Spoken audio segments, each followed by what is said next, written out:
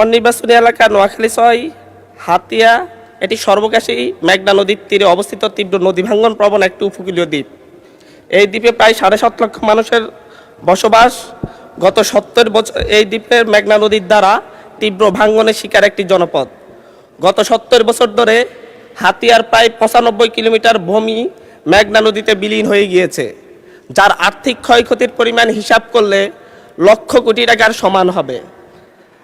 মাননীয় স্পিকার, এর মধ্যে ছিল হাতিয়ার বিখ্যাত শহর হাতিয়া শহর, যেই শহরটি বৃহত্তর নোয়াখালী অঞ্চলের সবচাইতে স্বনামধন্য এবং সবচাইতে বিখ্যাত শহর ছিল।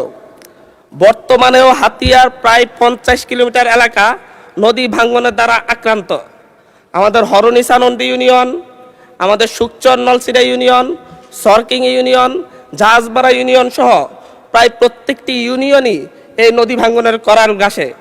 অতি শীঘ্রই হাতিয়া দ্বীপকে রক্ষা করার জন্য, এই ঐতিহ্যবাহী দ্বীপ হাতিয়াকে রক্ষা করার জন্যে বাংলাদেশ পানি উন্নয়ন বোর্ড কর্তৃক প্রস্তাবিত মেঘনা নদীর ভাঙ্গন হতে নোয়াখালী জেলার হাতিয়া উপজেলার পোল্ডার নং ৭৩/১ A+B এবং পোল্ডার নং ৭৩/২ রক্ষার্থে সমন্বিত পানি সম্পদ ব্যবস্থাপনা ও উন্নয়ন পেজ ১-এর শীর্ষক প্রকল্পটি বাস্তবায়ন করার জন্য প্রয়োজনীয় পদক্ষেপ নেওয়ার জন্য বিশেষ অনুরোধ করছি।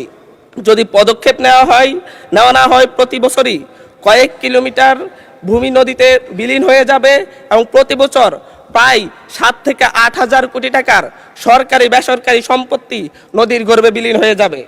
এছাড়াও হাতিয়ার চানন্দি, হরণী, সরেশ্বর, সরকিং, সুকচর ইউনিয়নের আমাদের চাষাবাদের ভূমি, মানুষের বসবাসের জায়গা সহ বাজারঘাট রক্ষা করার জন্যে এই বর্ষা মৌসুমের পূর্বেই জরুরি ভিত্তিতে জিও ব্যাগ ও জিও টিউব দিয়ে রক্ষা করার জন্যে আপনার বিশেষ দৃষ্টি আকর্ষণ করছি। ধন্যবাদ মাননীয় স্পিকার। ধন্যবাদ মাননীয় সদস্য। মাননীয় পানি সম্পদ মন্ত্রী জনাব শহীদুদ্দিন চৌধুরী এনিকে এ বিষয়ে একটি সংক্ষিপ্ত বিবৃতি প্রদানের জন্য আহ্বান জানাচ্ছি। মাননীয় স্পিকার, আপনাকে ধন্যবাদ। মাননীয় স্পিকার, আপনার সহধর্মিণী ডক্টর দিলারা হাফিজ ইন্তেকাল করেছেন। আমি গভীর শোক প্রকাশ করছি এবং আপনার প্রতি সমবেদনা জ্ঞাপন করছি। মাননীয় স্পিকার, মাননীয় সংসদ সদস্য অতীব জনগুরুত্বপূর্ণ একটি নোটিশ উত্থাপন করেছেন এবং নোয়াখালী ৬ জনাব আব্দুল হান্নান মাসুদ, আমি ওনাকে আন্তরিকভাবে মোবারকবাদ জানাচ্ছি। মেঘনা নদীর ভাঙ্গন হতে নোয়াখালী জেলার হাতিয়া উপজেলার ফোল্ডার নং ৭৩/১ A এবং B ও ফোল্ডার নাম্বার ৭৩/২ রক্ষার্থে সমন্বিত পানি সম্পদ ব্যবস্থাপনা ও উন্নয়ন প্রকল্প পেজ 1 শীর্ষক প্রকল্পের সম্ভাব্যতা সমীক্ষার কাজ ইতিমধ্যে সম্পন্ন করা হয়েছে। সম্ভাব্যতা সমীক্ষার রিপোর্ট অনুযায়ী আপনার নোটিশে উল্লেখিত নদী ভাঙ্গন আক্রান্ত এলাকার ১১.024 কিলোমিটার নদীর তীর সংরক্ষণ, ৪৩.48 কিলোমিটার বাঁধ পুনরাকৃতি অথবা পুনর্নির্মাণকরণ, ১৩.94 কিলোমিটার বাঁধের ডাল প্রতিরক্ষা এবং 5টি রেগুলেটর নির্মাণ কাজের সংস্থানপূর্বক 2025-2026 অর্থ বছরে প্রকল্পটি সবুজ পাতায় তালিকাভুক্তির প্রস্তাব সম্মিলিত ডিপিপির সংক্ষেপ পরিকল্পনা কমিশনে প্রেরণ করা হয়। পরিকল্পনা কমিশনের আন্তঃমন্ত্রণালয় প্রোগ্রামিং কমিটির সবার গৃহীত সিদ্ধান্তের আলোকে প্রকল্পটির প্রাকল্পিত ব্যয় হ্রাস করে 800 কোটি টাকা সীমাবদ্ধ রেখে ডিপিপি ডেভেলপমেন্ট প্রজেক্ট প্রপোজাল পুনর্গঠনের জন্য সুপারিশ করা হয়। মাননীয় স্পিকার, উক্ত সুপারিশের আলোকে বাংলাদেশ পানি উন্নয়ন বোর্ড কর্তৃক একটি কারিগরি কমিটি গঠন করা হয়। উক্ত কমিটির কার্যক্রম চলমান রয়েছে। কমিটির সুপারিশের আলোকে ডিপিপি পুনর্গঠন করে যথাযথ প্রক্রিয়া অনুসরণপূর্বক পরিকল্পনা কমিশনে পুনরায় দাখিল করা হবে। মাননীয় স্পিকার, প্রস্তাবিত প্রকল্পটি বাস্তবায়িত হলে নোয়াখালী জেলার হাতিয়া উপজেলা নদী ভাঙ্গনের কবল থেকে রক্ষা পাবে এবং জনগণের জানমাল রক্ষাসহ আর্থসামাজিক উন্নয়ন সাধিত হবে।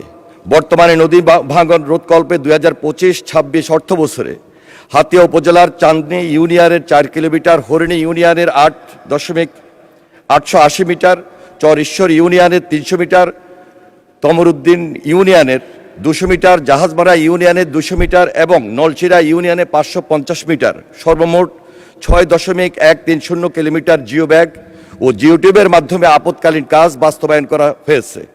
আসন্ন বর্ষা মৌসুমে বাস্তব অবস্থার প্রেক্ষাপটে প্রয়োজন অনুযায়ী উক্ত স্থানসমূহে আরও অতিরিক্ত অনুরূপ কাজ বাস্তবায়নের পদক্ষেপ গ্রহণ করা হবে। মাননীয় স্পিকার, আপনাকে ধন্যবাদ।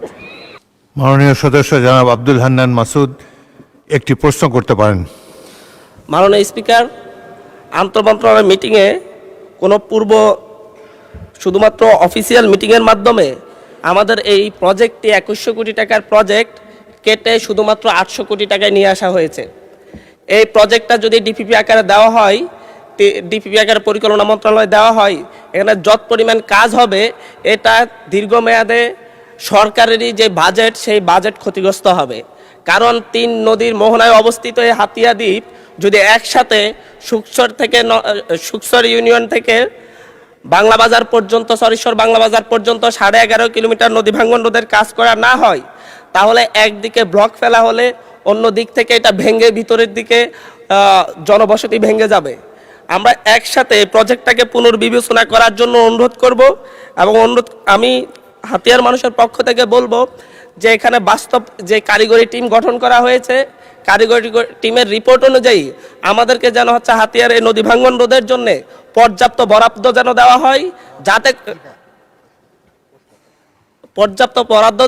হয়, যাতে করে নদী ভাঙ্গন থেকে হাতিয়ার মানুষের যে দীর্ঘ 60 বছরের যে নদী ভাঙ্গনকে হাতিয়ার মানুষ মনে করছে এটা তাদের জন্য অভিশাপ। আসলে স্রষ্টার পক্ষ থেকে কোনো অভিশাপ হয় না, এটা আমরা যদি পরিকল্পনা নিয়ে আগাই, এটা থেকে হাতিয়ার মানুষ মুক্তি নেওয়া, সরকার যদি সহযোগী হয় এটা থেকে হাতিয়ার মানুষ মুক্তি পাবে। এ ব্যাপারে আমি আশা করি সরকার এ ব্যাপারে সহযোগিতা করবে। পাশাপাশি আমি এই সংসদে দাঁড়িয়েই মাননীয় প্রধানমন্ত্রীর দৃষ্টি আকর্ষণ করব আমার হাতিয়াতে একবার এসে যেন এ হাতিয়ার লক্ষ লক্ষ অসহায় মানুষ, দুস্থ মানুষদেরকে দেখে যান, যাতে করে আমরা নিয়মতান্ত্রিকভাবে জানি, ইউজুয়ালি হয়ে আসে যে সরকার দলীয় এমপিদের আমন্ত্রণে সাধারণত মাননীয় মন্ত্রী মহোদয়কে প্রশ্ন করুন। মাননীয় সদস্য মন্ত্রী মহোদয়কে একটা প্রশ্ন করুন, পর্যাপ্ত বরাদ্দ দেবেন কিনা সেটা জিজ্ঞাসা করুন। অবশ্যই আমি তারপরেও মাননীয় প্রধানমন্ত্রীকে আমার এলাকায় আমন্ত্রণ জানাচ্ছি, যাতে করে হাতিয়াতে একবার ঘুরে আসেন। আমি মাননীয় পানি সম্পদ মন্ত্রী দৃষ্টি আকর্ষণ করে বলছি, কারিগরি টিমের রিপোর্ট অনুযায়ী আমরা পর্যাপ্ত বরাদ্দ পাবো কিনা। মাননীয় মন্ত্রী। ধন্যবাদ মাননীয় স্পিকার। হাতিয়া একটা দ্বীপাঞ্চল এবং প্রতি বছরেই এখানে প্রকৃতির সঙ্গে যুদ্ধ করে সেই নদী ভাঙা নদীর আশেপাশে এলাকার মানুষ সেখানে বসবাস করছে। খুব স্বাভাবিক কারণেই প্রতি বছরে ইমার্জেন্সি ওয়ার্ক বলেন আর পার্মানেন্ট ওয়ার্ক বলেন, সেখানে পানি সম্পদ মন্ত্রণালয় সবসময় সজাগ রয়েছে এবং বড় ধরনের প্রজেক্ট নিয়েই ইতিমধ্যে 800 কোটি টাকার একটা প্রজেক্ট সেখানে বাস্তবায়ন করার উদ্যোগ গ্রহণ করেছে। ওনার যে প্রশ্ন সেটি হলো সুকচর থেকে বাংলা বাজার পর্যন্ত। আমরা আশা করছি যাচাই বাছাই এবং সমীক্ষা শেষে এই ব্যাপারে প্রয়োজনীয় উদ্যোগ গ্রহণ করব এবং ধারাবাহিকভাবে সেটি সম্পূর্ণ হবে বিদায় আমি ওনার দৃষ্টি আকর্ষণ করছি এবং আমরা আশা করছি যে খুব শীঘ্রই আমরা সমীক্ষা কাজে হাত দিব। ধন্যবাদ মাননীয় স্পিকার। ইউএফটি ফার্স্টের সাথে ট্রেড করুন যে কোনো জায়গা থেকে, ক্যাম্পাসে ক্লাসের ফাঁকে, ঢাকার জ্যামে বসে কিংবা ঘরে বসে। ট্রেডিং এখন হাতের মুঠোয়, তাই ট্রেড করুন যখন খুশি যেখানে খুশি।